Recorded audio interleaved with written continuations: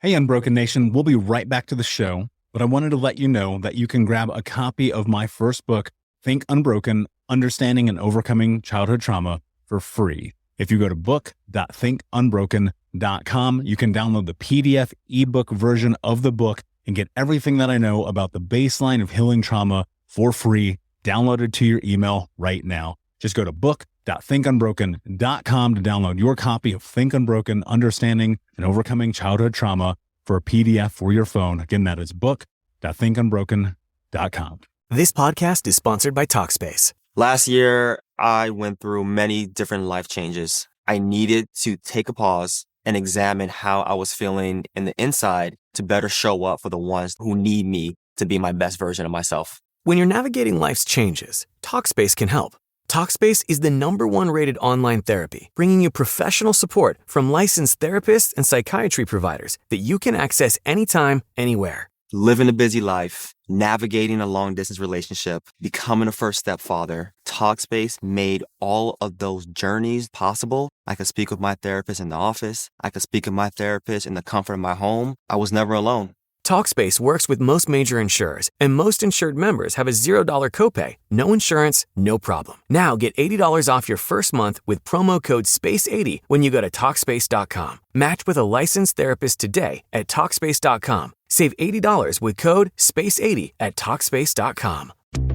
Carvana's so easy, just a click, and we've got ourselves a car. See?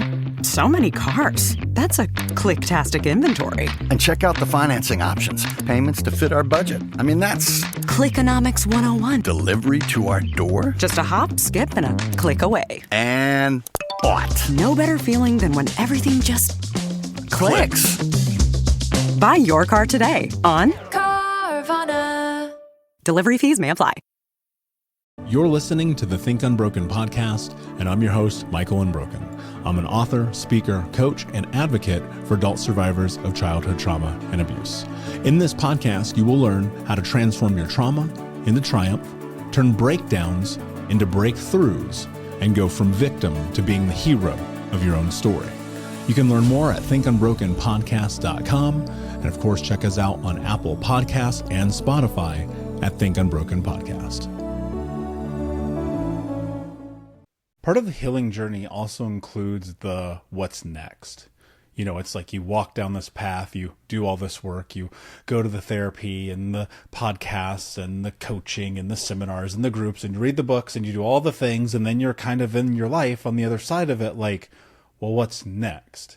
And I don't know about you, but I've certainly been here and been there. That's why I'm very excited for today's conversation with my great friend Megan, who's going to break down those steps in the journey and the process of like what it means to actually be on the backside of a healing journey. Megan, my friend, thank you so much for being here. Welcome to the show. Thank you so much for having me. It's an honor and a privilege to be here. I'm very much looking forward to this. This is a topic I don't know that we've really dove into at the depth that I think we're going to today. But before we do that, tell folks who are listening why they should listen to today's conversation with us.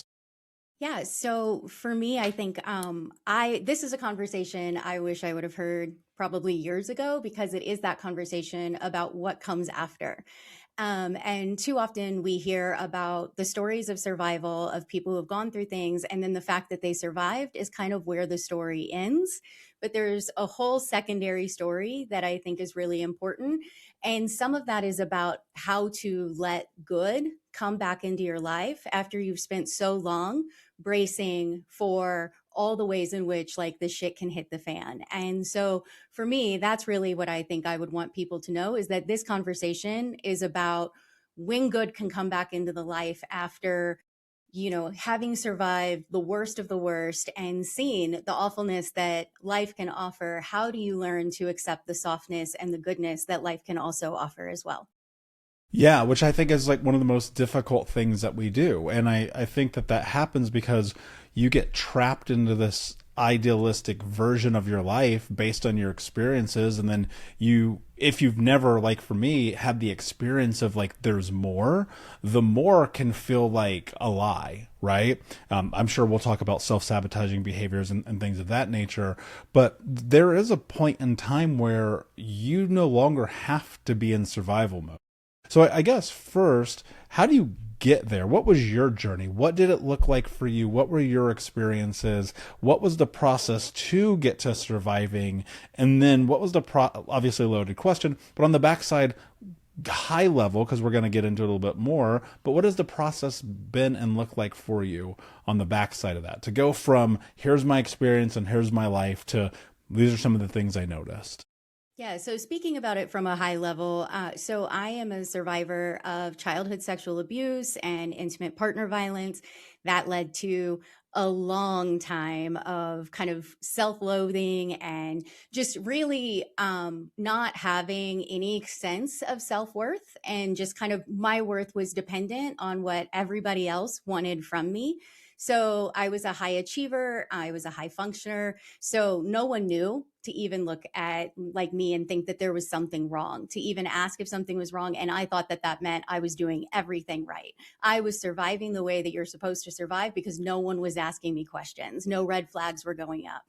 But what ended up happening is I hit tremendous burnout. And as you do, eventually you hit a wall where you can't carry the shit anymore and you have to figure out how to handle it.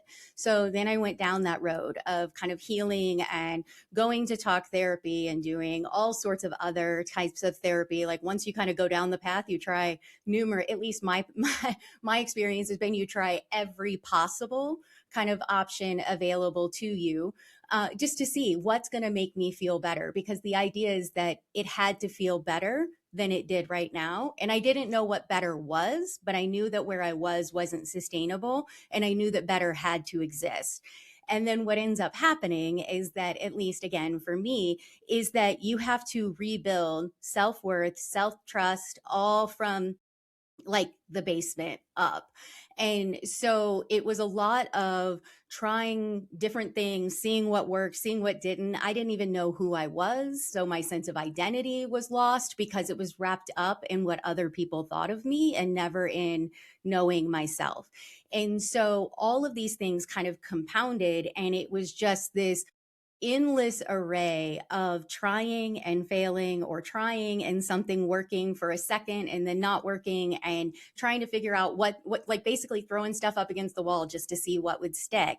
And out of that became something, right? And so I get to this place of no longer numb, but neutral. And I think that there's that big distinction, right, between numb and neutral. And when you get to neutral, you start to realize, oh, wait, I've lived numb for most of my life, which meant that I lived expecting pain and never letting good in. So I was really only half alive. And there was a whole other half of aliveness that I wanted to explore that scared the ever living hell out of me. And all of that is the goodness, right? It's the things that you stop allowing to come in because you are protecting yourself. And now suddenly rest, ease, peace, comfort, support, all of these things that you've been avoiding your whole life are now open and available to you, but you don't know how to let them in and receive them. And so that becomes like a whole different kind of ball game. Mm-hmm. Yeah, I mean, I resonate with all of that, you know, especially having childhood sexual abuse myself. Your identity, I've thought this many times over the years, you can't have an identity if you've never even had the basis to build who you are. And I think for myself, and obviously for a lot of people who listen to this show, that's where we start. We had abusive parents, we had abusive siblings, we had abusive teachers and community, and some of us really violent experiences and very sexually abusive experiences. And then of course that tends to play out in adulthood because we don't understand that those things that at one time were not right become our kind of nomenclature for navigating the world. And one of the things that you said that really hit home for me, it was, I was trying to, on the backside of so much of this work, you didn't use this word particularly, but allow. Like I was like, I'm allowed to have success. I'm allowed to have happiness. I'm allowed to have joy. I'm allowed to have all of these things. And that at times has been, even to this day, vastly more difficult than sitting into a room and talking about bad shit that happened. And there's also, again, post-survivor's guilt that pops up. Right. In my neighborhood, a lot of the kids didn't make it out. my family for a long time, they weren't going in a direction like I was going. And I was, there's something crazy about living the life that I've had and then pausing and going, wait a second, maybe it's okay that you have this. And that rebuilding of self, living numb, like, oh my God, like I relate to that so much. And that's not even necessarily just numbing. That's just not feeling. So when you talked about all the things that you tried, for me, same, the myriad, you name it, I tried it. On the backside of it, I tend to stick with what I felt worked. I didn't want to force anything. I didn't want to make anything stick. If it stuck, great. If not, fine. But the hardest thing for me was, and this is a huge thing that you talk about, it was like getting to calm, getting to safety, allowing good things to happen, being in this space of, I mean, I don't know how you can call it other than activating happiness and joy, and getting away from this fear of failure and this fear of trauma and that the next shoe is going to drop. What does that look like? Because in the window, here's how I see it. You're standing in front of a door, and on the other side of the door, that's this life that you have started to envision, but you're still in the house. And the idea of like walking outside is awfully terrifying. So how do you step into that life? What is that process looking like? Yes. So it's so hard. I mean, I don't want to I agree. sugarcoat it because it's so hard. Because everything in you wants to not trust it, to not believe that it can be real. It's kind of the idea that in some ways it feels like it could be too good to be true. So it immediately feels suspicious. But then also, it's this idea of like, what's the catch? What is this going to cost me? And so there's this kind of logic that we use when we've survived grief, loss, trauma, those kinds of things, where it's like, there's a pendulum to the universe, right? And so it's going to, however far it swings into the light, it's going to swing that far back into the shadow. And when you've spent so long protecting yourself from the shadow, you don't want to go that far into the light because the light feels dangerous because the backswing is coming for you. And you know that. And so it's like, well, how long is this going to stick around? Because at some point, something awful is going to happen. And then I'm going to have to deal with that. And if I put my defenses down to let the good things in, how am I going to scoop them back up to protect me before I get hurt again? And so it's a really hard kind of process. And so I think about it a little bit like Plato's allegory of the cave, right? Like, so looking at like the flames on the cave wall and thinking that that's life and like that's good enough. And you're watching the shapes take place and you think that that's all life is. And then turning around to see that the entrance to the cave is open. You can walk outside, but you're afraid that the sun is going to burn your skin because you've never stepped foot into the light. And so it's about finding, at least for me, it's been about finding these small kind of micro moments. If I go for big joy, as I call it, like the big things, right? That's too much too fast and I'm going to immediately shut down, and kind of the internal defenses will not let that come in. But if it's something small and the, impact of it or the loss of it isn't that significant, right? So it's just like standing in nature and looking at a beautiful tree and breathing in for a moment and just letting that moment of presence, of just being in stillness with yourself, with nature, letting that land and stacking moments like that up and allowing yourself to see that, wait a minute, this has been available to me the whole time. Like, all of these little micro moments of joy and goodness have been here. I just haven't been present with them. I haven't been letting them in. So for me, mindfulness, meditation, breath work, yoga, all have been really helpful in allowing me to stay embodied in myself without immediately retreating to my brain and trying to think my way out of something or think about how it can all go wrong. I can just stay present for a couple of breaths and allow whatever's there to just be. And then the next few moments or whenever I can do it again and again and again. And then that just builds capacity without having to worry about that pendulum swinging backward. Yeah, letting it land, that's real. I think about that a lot because I've had these moments over the years where I just disappear and get caught up in all the things and never have a moment to be like, I'm actually on a walk. Like one of the things that I do, I will literally look at my fucking hand. Like I'll look at the palm of my hand and be like, I am inside of this vessel right now, right? My organism is present. This is where I am. And I'll do a body scan. And I think that has been incredibly beneficial for me in my journey, because there's something about getting to being present, which my therapist has said this to me so many times in my tenure with him over a decade, where he is just like, this is the moment. The past only exists in the present, and you can only exist in the present if you're pulling it in. And we get in this space of rumination. We get in the space of constantly battling ourselves. We get in the space of beating ourselves up, and we forget, like, just be fucking human. It's fine. And also, I think about this, you can't change it. Like, it's done. And I say this a lot, but there's always that like voice, right? And so I wrote this note as you're talking, because I'm curious, even with all of this, and you're starting the backside, you've done the work, you're trying to navigate it, you're sitting in this moment. What's the conversation you're having with yourself? Because I know that people are listening and they're like, I hear this, but they're like, that's not for me. I hear this, but you don't know what happened to me. I hear this, but my circumstance, but this, but that. And I think a huge part of this is how you talk to yourself. So I'm curious, like, what has the internal dialogue been like for you as you've navigated the post-traumatic growth, the healing elements of this? Yeah. So, my meditation teacher several years ago told me, she made a statement, be where your feet are. And I've loved that. And so I come back to it. It's kind of a mantra of mine, is be where my feet are. And it's the idea that, like, your feet, your body obviously is in the present moment. And so the conversation that I have with myself it starts with that, right? It's a recognition and awareness that, wait a minute, I just left my body. I went backward or I went forward in time, but time is here. Like, right. Like, as you said, the only time that truly exists is the present. And so it's like always this idea of constantly bringing myself back to the present moment, where I recognize that the world isn't crashing down. Like, things aren't falling down on me right now. I'm envisioning a million worst case scenarios, or I'm playing back a million regrets.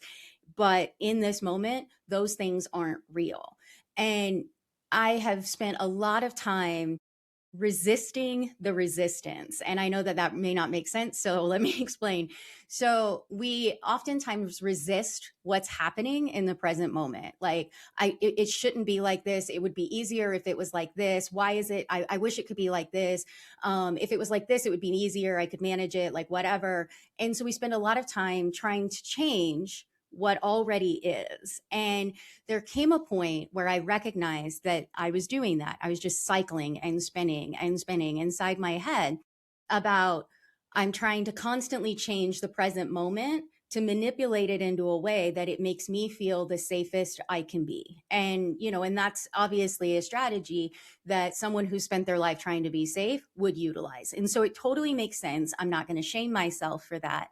But what I am going to recognize is that resisting what's already here does not change the fact that it's already here. All it does is just create more suffering for me in the moment, because nothing about what is here is going to change because I'm wishing or willing or trying to change it.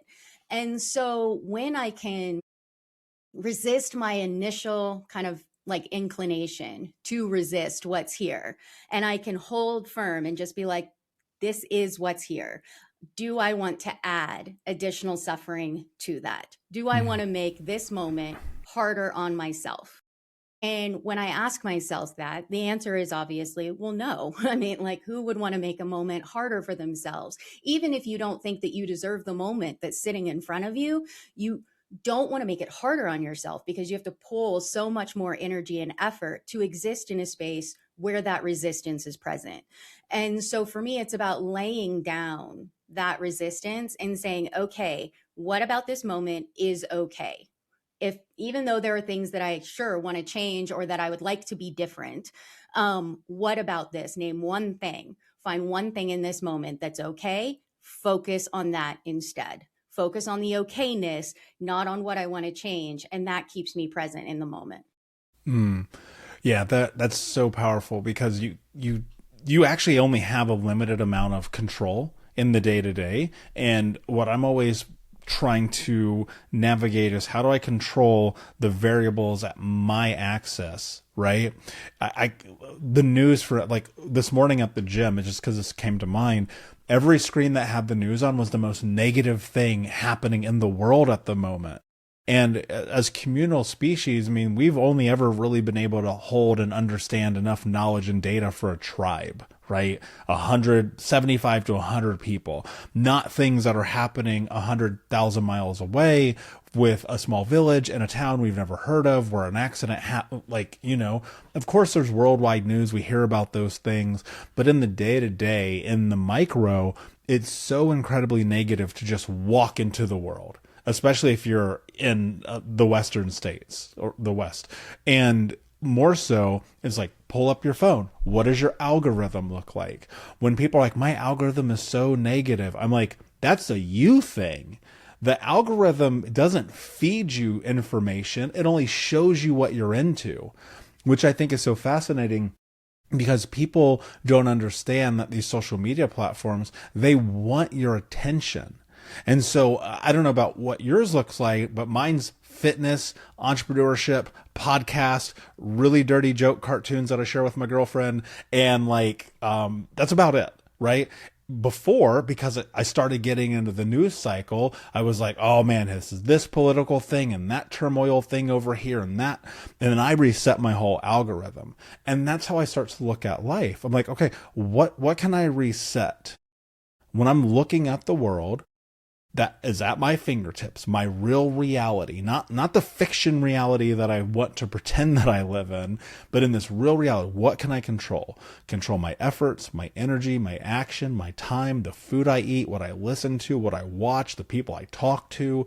I can control that, but that's it. I can control my reactions. I control my intention. But there's also the side of it where you're like, cool, I get all that. I understand I have way more control in my life than most people probably realize. And yet we're playing this game where even this thing about feeling can feel threatening. Where you're like, man, but you're telling me I can control everything, but why when I feel joy do I feel scared? You're telling me I can change my algorithm, but why is it that when I see people who are happy or ease or receiving or love or success, even after all this work, I still feel like it's not for me? Right. So let's dive into that and like the logic behind the nervous system, because I know that there is a parlay somewhere in here that people are missing, right? Between the brain and the body connection. So let's break that down so we can get them into joy. We can get them into ease and into receiving and into love. Yeah. So if you grew up kind of in a situation where goodness was associated with vulnerability or exposure. So maybe when you were younger and you were seen in your delight and your joy and your awe, wonder, excitement, whatever, people shunned you. They shut it down, like calm down, stop that, too much, like, right? And so you got these implicit messages as a child that you were too much or not enough, or like a lot of people, myself included, you felt both messages, I'm too much and not enough, at the exact same time. And so what ends up happening is that you start going, okay, well, my belonging, my sense of existing in this family, in this community, in this friend group, whatever the case might be, my belonging is contingent on me shrinking my joy, my goodness. And maybe it was that people in your world didn't know how to hold the delight and goodness and joy of others. Maybe it was that they didn't know how to hold their own, so they definitely didn't know how to make space for yours. But the message was still the same, is that your delight and goodness is not welcome here. So shrink it down, make it smaller, make everybody else around you more comfortable. And so those messages over and over and over again are what the nervous system took in. And that's how it started to go, okay, well, to be safe here, I have to shrink down. I have to be less. I have to be smaller in this space. I have to be quieter here. I can't be excited when I'm, like whatever. And so all of those messages just at like repeatedly year after year after year, right, coming through, reinforced a story that was not real, right? And yes, it was real in the time in which you were there, but it was not real for actual human life, right? And so you learned how to survive in spaces where your joy wasn't maybe as welcome. And then you go out into the world and you assume all spaces are like the one that you were in. And so, and maybe you tried to be more joyful in other spaces and the same thing happened. And it just keeps shrinking you down because, you know, we couldn't handle it or whatever the case might be. And so then it just becomes, well, goodness equals I'm going to be ostracized. I'm not going to be welcome. I'm not going to belong. And so I'm going to get isolated if I'm authentic and I show up authentically in my goodness. And so then when you try to do that on the other end of healing and you're like, well, no, I want to welcome these things back into my life. I want to be good. I want all of that. It is terrifying because it isn't just about your nervous system being like, oh, okay, we're safe now. It's like, no. Every other time it hasn't been safe. And so you have to show your nervous system that you are not who you were then, that you can hold it a little bit more. You have to show your nervous system that this part of your life is not like that part of your life. And so that's oftentimes for me, I actually talk to my nervous system. So like when I feel myself getting activated and kind of panicky about, you know, being seen in my goodness, I remind myself very easily, like, this isn't that. This is not what I'm experiencing now, is not what I experienced before. And as you kind of talk to your nervous system and repeatedly show it through these micro moments of joy, through these conversations that you have with yourself, you show your nervous system, hey, we can do it a different way and be okay. And then your nervous system will lay down arms, not fully, but you know, slowly and steadily. And as you continue to build that safety within yourself, your nervous system will settle and allow more and more of that to come in because your capacity is there to hold it. And the world isn't crashing down and your belonging is no longer in question. And so safety is built. And so micro moments of joy build our capacity for safety. And then our nervous system, through self-trust, will start to slowly settle down and start to recognize that it can allow these things to come in without immediately raising all the alarms. Self-trust is where people get stuck though. And I think that's the one area where most people will start doing this work and then they're on the path, they're on the journey, maybe they're deep into it, and then boom, identity crisis. Like, this is how I look at it, right? You're like, wow, I'm having an identity crisis. I have no idea who I am because all I know and all I've ever experienced for the last 10, 15, 20, 30 years is pain and loss and suffering and hurt and shame and all of the most negative experiences that a human could be. And yet on the other side of this journey, I'm healing, but I am having an identity crisis because I actually don't trust myself. I'm doing the things you're telling me to do. And I'm with you. I think that little wins start to build the capacity to have confidence, because the game that I think that we're ultimately playing is getting to the point that you're confident enough to be you. That's how I've figured this. This has been my journey. This is what I've guided thousands of people through in coaching and millions in the podcast. It's like, do whatever is required to get to the point that you believe in yourself. But there's something, and I have to talk about this a lot, that people don't understand, and that's that even though you're walking this path, there is this reality of ownership that is required in order for you to actually become you, to build confidence, to build self-trust. And in that process, you are still going to make mistakes. You are still going to screw up. And it's like, can you get to the place of cultivating responsibility for your experience without shame, without without blame, I should say, and without internalizing this thing about the mistakes that you made? Because it's really interesting. You look at, we will forgive people who get sentenced to death row for killing somebody in a crime of passion, and they did their 30 years and they come out and they say they're reformed and they get pardoned by the state. create, and they go out into the world. Maybe they start a business, maybe they start a podcast, maybe they do whatever the thing is that they do. And we go, wow, what a story of comeback. And you spilled the milk yesterday and you're still beating yourself up. And so I'm like, how do you do that? How do we take responsibility and leave the blame and shame to the side, but not be placating or culpable in our own shit? Because that's what I see. And that's the thing where what I love to do as a coach is get to sit in that moment with people and say, you know what you're doing here is you're actually beating yourself up. You're not taking responsibility. You're just saying, well, this is how I am. So how do we give them more permission to like sit in the ownership and let the other pieces that don't serve them wash away so that they can move into self-trust? It's a really hard kind of space to navigate, right? Because you're kind of building the plane as you're flying it, so to speak, when it comes to identity. And I think that we all have a misconception about our identity. We think that we're supposed to have something fully formed about, oh, I'm supposed to know who I am. No, like your whole life is an exploration into who you are. You are an evolving human, and we forget that we're humans.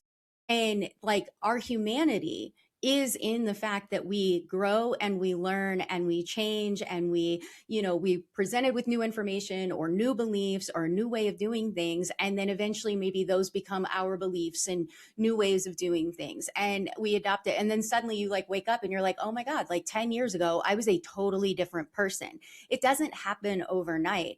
And I think that when people, especially when you are going through, like when you've gone through trauma, you think that like in your healing process, like that's when you're supposed to find out who you are. And it's like, no. That's when you find out who exists underneath all of the stuff that people put on top of you and all of the stuff you put on top of yourself as protection.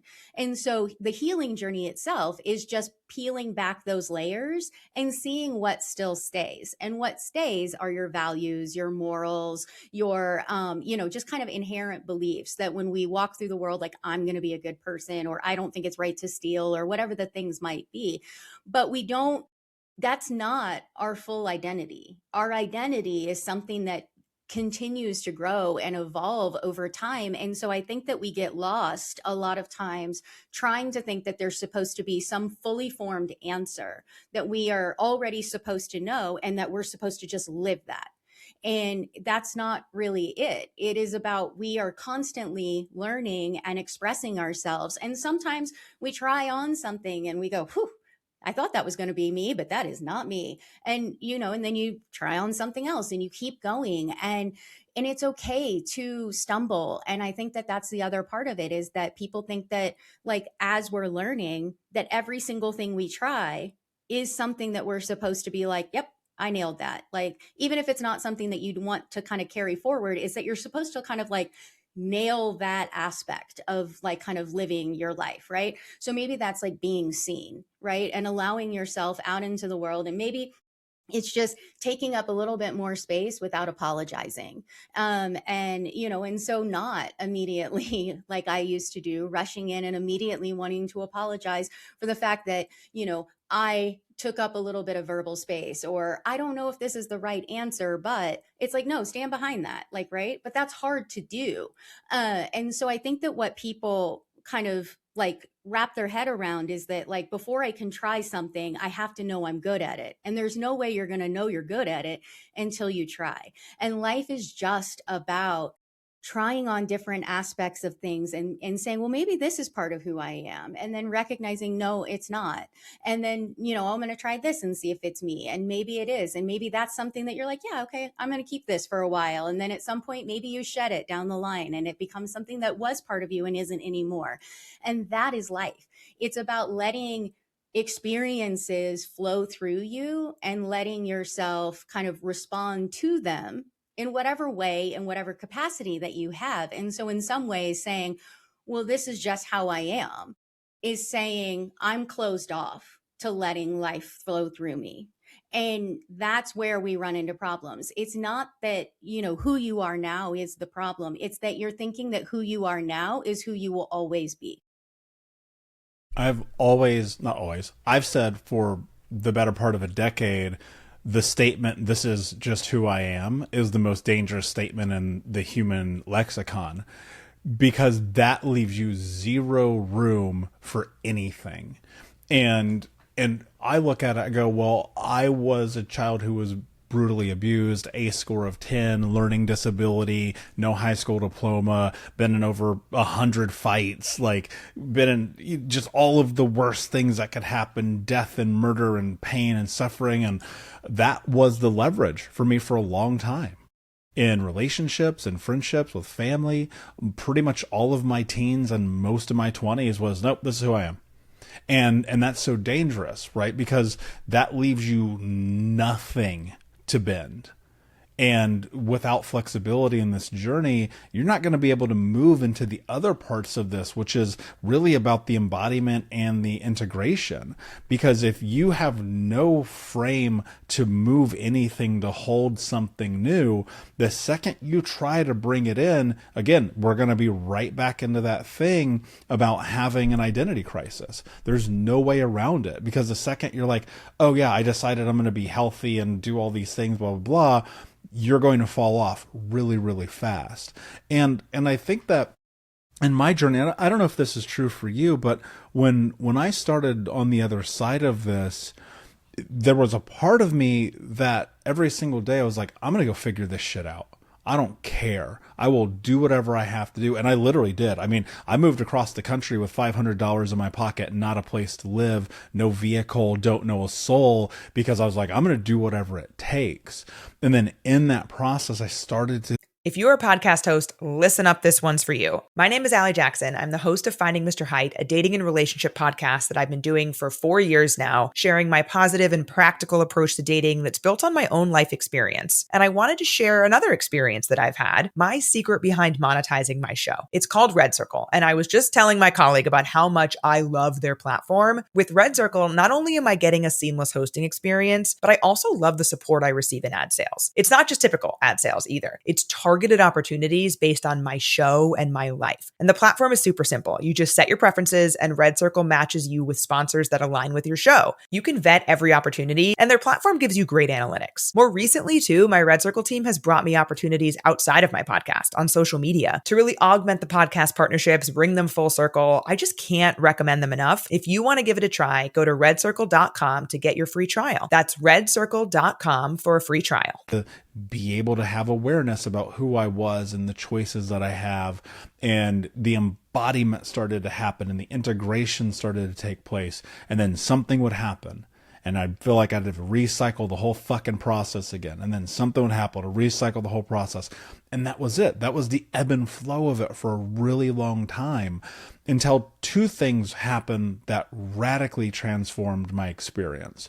One is I actually started to understand from a scientific standpoint the impact of trauma, like actually understand what it is. And that's how, it's the Bessel van der Kolk books and the Pete Walker books and the Gabor Mate books and, all these guys. And then all of the amazing women of the industry, the Mariel Bouquets, the Caroline Leafs, this podcast, right? Interviewing the greatest minds in the world for almost a decade now. And it's still a process. It's so fucking crazy that it is still a process. And so the reason I was bringing this up, I'm just curious for you, is it still a process? Because this is what I sit in constantly. I try to explain this to people. When you walk into this, whether you're doing coaching with me or you're listening to the podcast or you're reading the book or you're working with Megan or whatever it is, it's like, this shit don't end. Like for a lot of people who maybe they didn't really have a bad fucked up childhood and they go to therapy 4 or 5 times, they're good. I'm unraveling fucking darkness constantly. So I'm just curious for you if that's what that experience is like. 1,000,000%. Absolutely. I had it described to me once, and I thought that this was a beautiful way to kind of describe it, is that like healing is a spiral, right? So you're coming back around to like all of the things that have happened to you, the ways in which you've reoriented your life as a result of what's happened to you, all in an effort to keep yourself safe. And so you keep coming back to like the same things, and you're looking at it every time from a slightly higher vantage point. You're going up the spiral. So you keep circling back around and looking back at it, but you're looking at it with a little bit more height, a little bit fresher eyes, a little bit fresher hands. And so you can see things as that perspective continues to grow and grow and grow. And then as a true spiral does, it widens as you go higher. And so maybe you get a little bit longer before it comes back around again. But it's always going to come back around, because it's just the idea that we have to look at these things and see them, and because there's still things to learn. There's things to learn about ourselves. There's things to learn about the people who hurt us. There's things to learn about just what it means to be a human living in this world. And as you get higher and higher, you can do things like maybe look at yourself with more compassion. Maybe you can look at the people who hurt you a little bit differently. I always say, like, there are things that happen in our lives that are unforgivable, but they can be understandable. Both things can be true at the exact same time. And so I can look at the things that I went through and the ways in which I had to handle all of that as a child on my own, because no one wanted to support me. And I can say that's unforgivable to put on the back of a child. And that had changed everything about the direction in which I live my life. But I can also look at people and I can say, I can understand a little bit about how they got where they got to, but it's not for me to understand it. It's for me to understand how I am where I am. And so I keep myself centered on my spiral, so to speak. But as we get higher and higher, we can have that different perspective. And that perspective can teach us more about who we are, underneath it all, who we want to be, and how we want to be better. So I know that, like, for me, I am the person now that I needed when I was 11 years old. And I didn't have that person. And so it took me, I'm 44 now. So it took me 33 years to become her. But I am the person that I needed when I was little. And now I can be that person walking into the world, and I get to be that person for that 11-year-old me for the rest of my life. But that 11-year-old that's inside me that does not understand what happened to them and why it happened and is trying to still make sense of the senseless, I can now hold her and be like, hey, it was awful. It was completely fucked up what you went through. And the thing is, you're not going to go through it alone. I am here now. I am going to be the person that is going to tell you that none of it was your fault, because there was no one back then to tell you that. Yeah, we have to be that for ourselves. And there is an immense reality of vulnerability in that experience. I think the most uncomfortable I've ever been, of anything I've ever done. I mean, like, ever. My entire existence was sitting in this moment and realizing what you just said for myself. Was being like, because as a kid, for me, it felt twofold. Between the physical and sexual abuse, all the things that I went through, there was a side of it where it was, I feel weak, and then you tack on, well, I'm a man and all these things. And then there's the other side of it where you go, well, I couldn't do anything about it because I was the people that did, they were so much bigger than me, and they were the adults. And then you're kind of in this like weird tango with yourself about getting to this place of grace for you in your own journey. And then in that space, additionally, being like, I know that happened. We can't change it. It's the worst fucking thing imaginable. And it's awful. And it shouldn't have happened. And I can't change that. But I can definitely change how I allow that to affect me today. That was the thing that changed my life, was being able to sit in that and go, wow, I'm actually in control. I have agency in this moment. I didn't then. And that is the biggest crime that I think gets committed against children, is their agency is stripped from them. And then worse, you talk about it and people don't believe you, or whatever the thing is, which we don't need to go down that path right now. But that's what I always think about. You come out the other side of that, you're 24, 37, 48, 60 years old, if you cannot get to that place, I mean this, if you cannot get to the fucking place in your life where you can say, I am going to hold space to treat the inner child version of me like they are loved and cared for and respected, and additionally have boundaries, because let me tell you what, I didn't have that for a long time, and get to that, that will change your life forever. Yeah, for me, it was the moment. So I spent, God, so long of my life, just decades, hating myself because I would think back to those moments and I would think, I should have done more. I should have fought. I should have ran. I should have done something. And I didn't. And instead, I froze, right? And the thing is that like, so like, and I know all about like nervous system responses, right? Fight, flight, freeze, fawn. They all make sense to me. I know we do all of them at different times. I know that in those moments when I was experiencing the worst of the worst, I froze and I blamed myself for that, right? As so many people who experience awfulness do, they blame themselves and be like, I should have done more. But the thing is that I also, what got me to the place that I could hold that 11-year-old me a little differently and not blame her, which is what I was doing as an adult, was blaming a child for what they endured. And instead, what happened for me is that I recognized that that little 11-year-old made the most intelligent choice she could make in the moment. She was too small to fight back, and she was incapable of running. It was literally blocked away from me. So the only choice she had in that moment was to endure. And that is incredible that an 11-year-old had to make that choice in that moment to endure the worst things that were happening to her. And to do that because all the other options weren't available.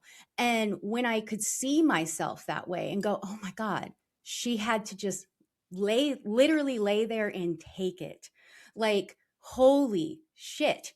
Like the gravity of that. How could you blame somebody in that moment when you think about it that way? You see, at least for me, I saw myself so differently because all she was trying to do was just get through the moment when the scary thing was going to end and all the other options were not available.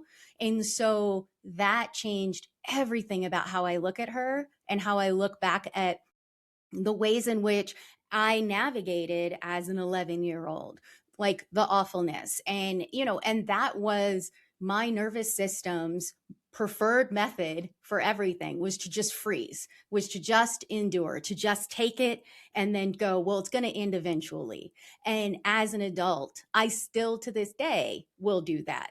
And I can see and feel what it feels like now as an adult to like have to just like be like frozen, want to go and do something, and my entire body just not cooperate, not let me move, right?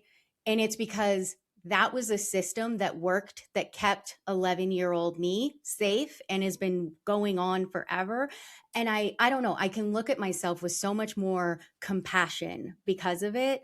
And that inner healing work with that little version of me has it just accelerated getting me to this point in my healing journey where I can now talk about it without collapsing. I can, I can breathe as I talk about it, which before I would never have been able to do. I can understand myself so much more and have so much respect and reverence for a tiny human who was left alone to navigate something that was so scary that she didn't know what to do. Yeah, I mean, that's so I resonate with all of that. And the respect piece is such a big part of it. And I don't know about you, but because of the things I went to in my late teens and 20s, if you were alive and breathing, I'm like, let's have sex. Let's build a connection. Let me feel love from you for a micro moment until an orgasm. And then on the backside of it, I'm sitting there like, I can't believe I've done this again. And so much of the work has been moving towards respect, like for myself, Because if you don't respect yourself, you will not respect other people. And I think people always have that backwards, where they're like, respect is given. I'm like, no. Respect is earned. I'm sorry. I hate to break it to you. You got to earn your own respect. Now, people by nature may allot you respect because that's how we are as humans. But what happens the first time that you break that? It's gone. Right? And for you, if you're always earning your respect, I mean, it's dumb shit too. It's like, did I brush my teeth today? Did I write the blog post I said I was going to write? Did I go to the gym when I said I was going to go to the gym? Did I show up to therapy? Did I do the things I said I was going to do? Because I can tell you, and I've shared this publicly on this show over the years, nothing on planet Earth brings me more joy than ordering pizza, playing video games, eating gummy bears, watching porn, hooking up with some stranger, getting shit-faced drunk, hanging out with people that bring no value to my life, driving too fast on the highway, and rinse and repeating it again every single day. Why? Because just like everyone who has experienced trauma, there's something great about numbing reality. But when you sit in that, you show me that, I'll show you the outcome of your life. And that is an experience that you're going to die with regret. And I just think if you can step into respect, whatever that means for you, because it's going to be different. We all have a different journey. Respect for you might be like taking a day off, right? Respect for you might be a myriad of things. I have no idea. But what I do know, it's like moving to that place in your adulthood where you're like, these things don't serve me. That is, for me, 8 years old, that was 8-year-old me needing to numb the deepest sense of suffering imaginable. Being homeless at 8, dealing with the things I did within strangers' houses, all the things that happened, watching friends die, all that shit, we gotta numb it. But numbing doesn't serve you. It does not change your life. It does not make your life better. Only respect does. And only respect for yourself. So I'm curious for you. I'll add this one last piece before I ask the question, because I think context matters. I didn't know how to respect myself in the beginning. I needed to hire people to teach me, because I didn't have parents who respected themselves. I didn't have a community that respected themselves. I had no one around me. And so this journey of getting to that was sitting in spaces with coaches, with therapists, with groups, with men's groups, with you name it, I did it. Just so I could get an ideal understanding about what it means to give a shit about yourself. And so I'm curious for you, what did that look like for you? Because I think before you can even get to all the things we just talked about, you got to get here first. Yeah, I think I tried to build my sense of self and self-respect through achievement, through output, right? So the more that so my kind of philosophy was, you're not going to know I exist unless I'm achieving.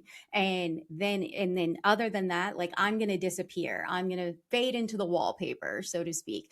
And so I was constantly looking for different things that I could do that could, you name the certifications, I probably got them, because it was just constantly, because it was a distraction for my mind. It was a way to focus all of this anxious energy that was existing in me into something that had clear walls, clear parameters. So allow me to overachieve. If you give me the rules for how to get an A, I'm going to get an A. And and you want it on Tuesday, I'm going to have it to you the Friday before kind of situation. I was always, everything was urgent. Everything was, if it wasn't an emergency, kind of urgency kind of situation happening inside me, it didn't get done. And so I just disappeared into achievement. And also achievement became the shield that kept people from asking, hey, are you okay? Because no one's going to ask that to the person who's always getting, gold stars and doing the shit that she needed to be doing. Right. And so the highest achievement I could get, I did. So, I was the first person in my family to get a degree, to go to college and get a degree. But I didn't stop there. I went ahead and I got 2 undergraduate degrees, a master's degree.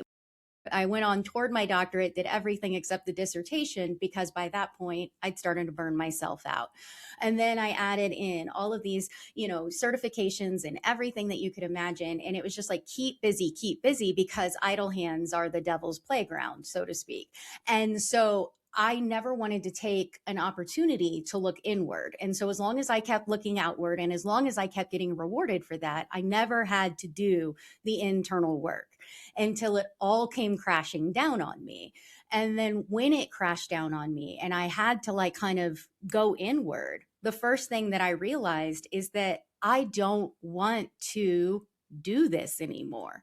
I don't want to constantly be pushing myself to always be more, to always be better, because yes, it is good to have goals, but I along the way never learned how to rest. I never learned how to breathe. I never learned how to be with myself.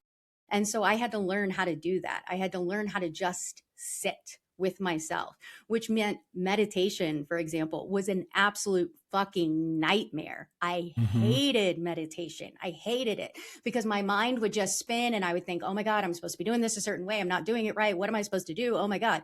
And then the 30 minutes or the 15 minutes or whatever would be up. And I would be like, well, I don't feel any better. I don't understand what's going on here. And I just had people, like you said, being in spaces saying, no, that's normal. That is normal. Keep going, keep going. And when someone normalizes that your experience of like whatever it is, like that energy, that chaos that's happening in you, when someone normalizes that for you for the first time ever, it is the most incredible breath of relief to be like, oh my God, I'm not broken. I'm not so fucked up that I am, too far gone and that this is as good as it's going to get. And people would tell me their stories. And so listening to the stories of people who had done the work, who had gone on ahead and said, no, all of this is normal. What you're going through, I've been there, or I resonate with that, or that feels familiar. You see the through line, and then you suddenly start to go, oh, I'm not an anomaly. I'm not nature's mistake. I am just like every other human that's gone through all of this. And that means that if all of these other people who have gone before me and have done this work are now showing that they can get to the other side, so can I. And that was the most unbelievably relieving feeling. And so just like you said, being in those spaces and being surrounded by people who have done this work and can tell you how normal it is just so relieving. I'm so curious. This is kind of a very me kind of question, because as the prototypical overachiever, being on billboards in Times Square, writing 4 books, this podcast, coaching thousands of people, all the things, finding that space for rest was always my Achilles heel. Like, I burned myself out 3 times, put myself in the hospital twice in the last 12-ish years, right? It was just like, I've got to go next stage, next city, next thing.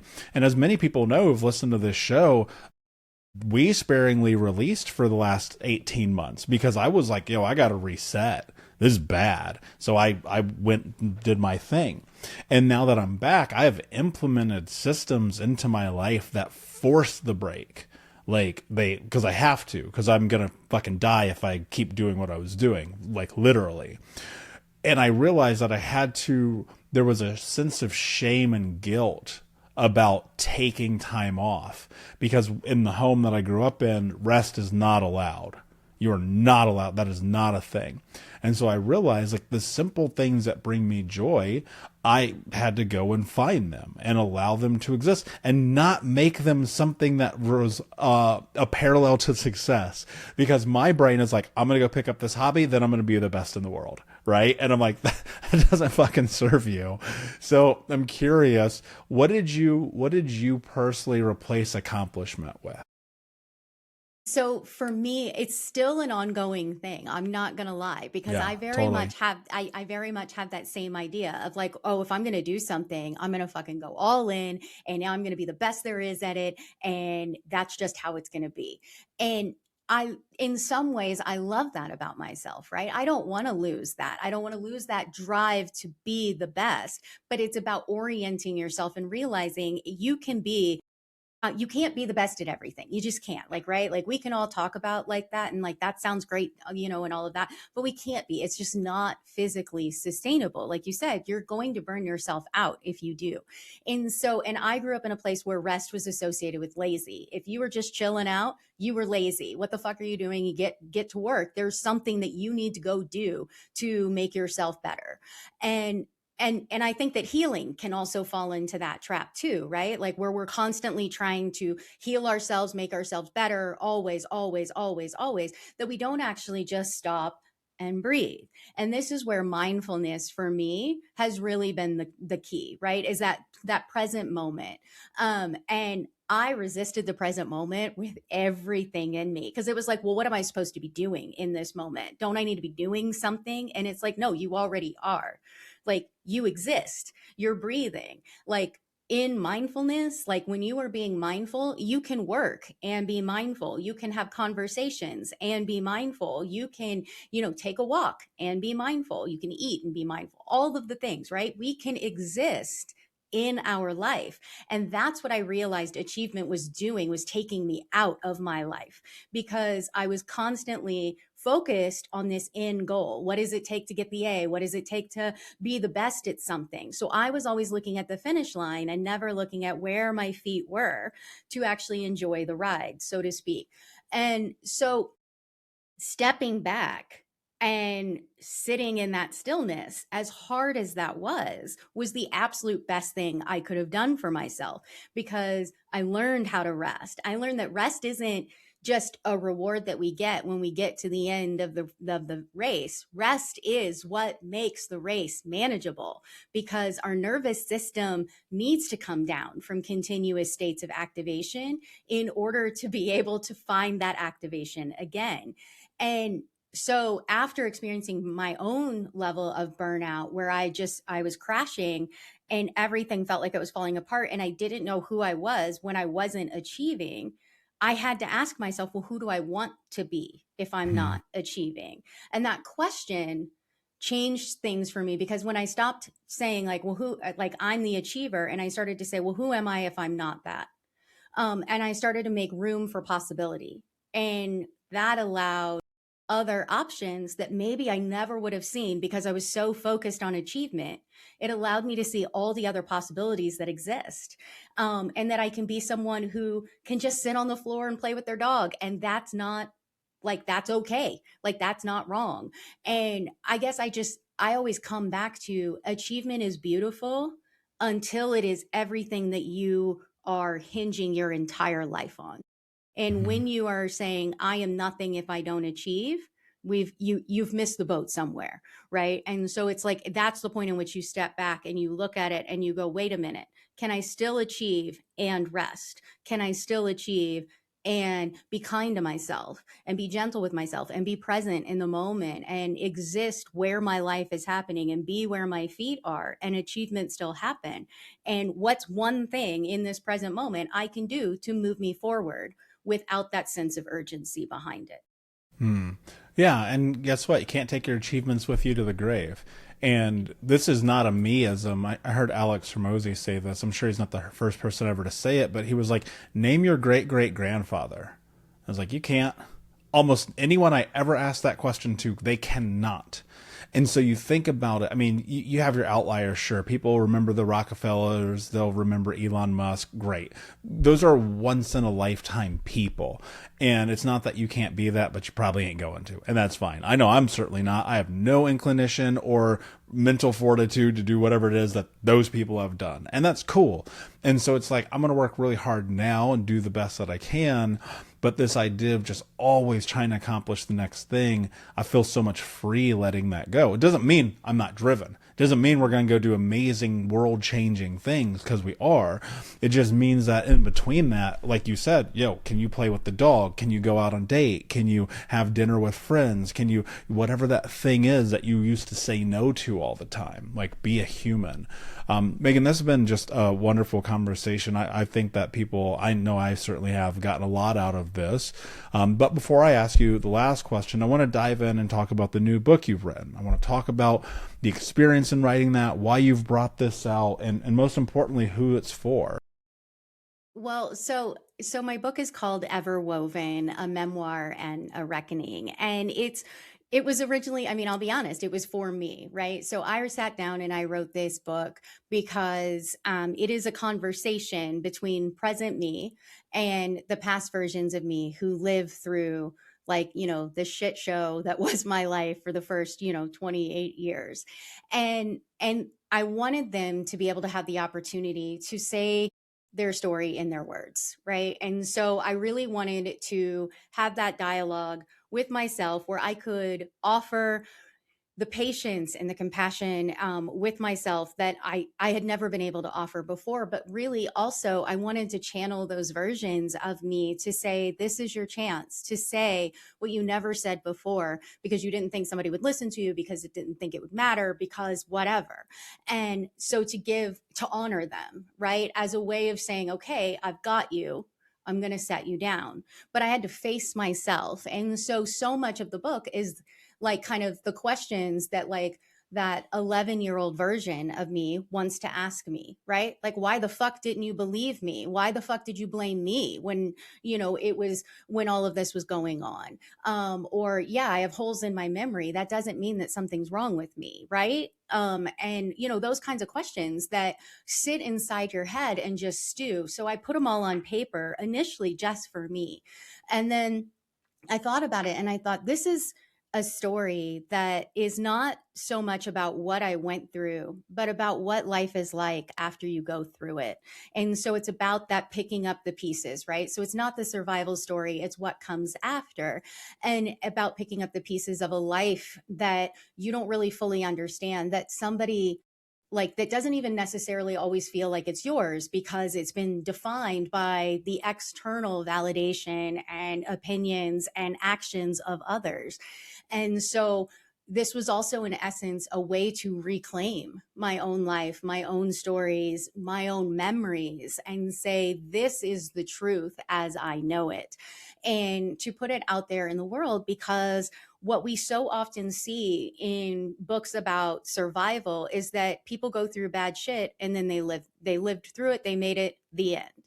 And that's like not the end. For most people, going through the bad thing is the beginning, and everything that comes after it and the ways in which we reorient our lives around what happened to us and the stories that we tell ourselves and how those become limiting beliefs and defining characteristics of who we think we are.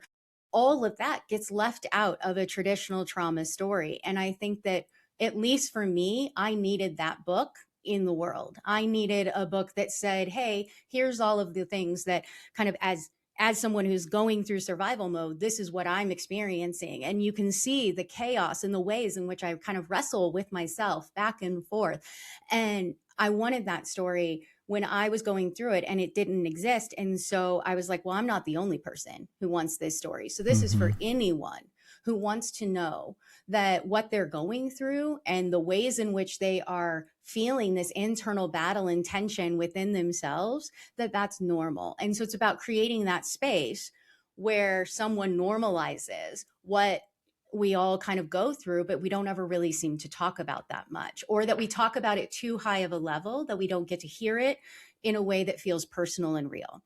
And so for me, that's really kind of what the book is about and why I wrote it. Yeah, amazing. And it's one of those things that as I was skimming through it, and I unfortunately did not have time to read the entire book, but there were bits and pieces I'd read, and it would just make me think about when I wrote Think Unbroken. When I wrote my first book now 7-8 years ago, I don't know, whenever it was, a long time ago. And it was like, I wrote this because I had this feeling of like, I don't have this book in the world. It's not accessible to me. I'm going to go and do it. And I actually did get that vibe reading, because like I never thought about that, but constantly I'd be having these conversations with myself. And I think it's just so potent. And I hope that people will go out and get it. And just quickly, if you can tell everyone where they can meet up with you, connect with you, get the book, tell everybody where you're at. Yeah, so the book is available on Amazon. It's called Everwoven. And then it's also available on IndieBound, which, so if you like to buy from a local independent bookstore, you can get it through IndieBound and then pick it up at your bookstore. It's also available at Barnes and Noble. So kind of all the big major retailers here in the US, you can find it and get it ordered. And then there's an audiobook and Kindle version as well. And then to find me, my website is meganmargherio.com. You can find me on Instagram and on TikTok as well. I do a lot of conversations about just like these little nuggets about letting joy in and the ways in which we can just soften ourselves a little bit to allow more good to come in, and why letting that come in, even in moments when it feels like the entire world is crashing down, why letting joy in is an act of resistance and an act of self-love. Yeah, love it. And guys, remember, if you go to thinkunbrokenpodcast.com, there will be that and more in the show notes for you. My last question for you, my friend, what does it mean to you to be unbroken? It's possibility, I think, is the single most important way to think about it, is that you have an endless array of options available to you. When you are unbroken, you are like, kind of, to use an image, like the phoenix, right? Rising out of the ashes. You have the ability to control your life. Unbroken means sovereign. And it's a recognition within you that wholeness is inherent, but also just a belief that where you go and who you are and who you become, all of it is exactly perfect and wonderful and needed in this world. I love that. Thank you so much for being here. Unbroken Nation, my friends, thank you guys so much for listening. If today's episode brought any value or hope for joy into your life and the post-traumatic healing growth journey that you're on, share this with someone. I guarantee you, someone in your circle, someone in your life, in your community, maybe in your group, they could use today's conversation. And so you're making a huge impact in their lives as well when you do that. And we appreciate you listening. So until next time, my friends, take care of yourself, take care of each other, and be unbroken. Thank you so much for listening to Think Unbroken.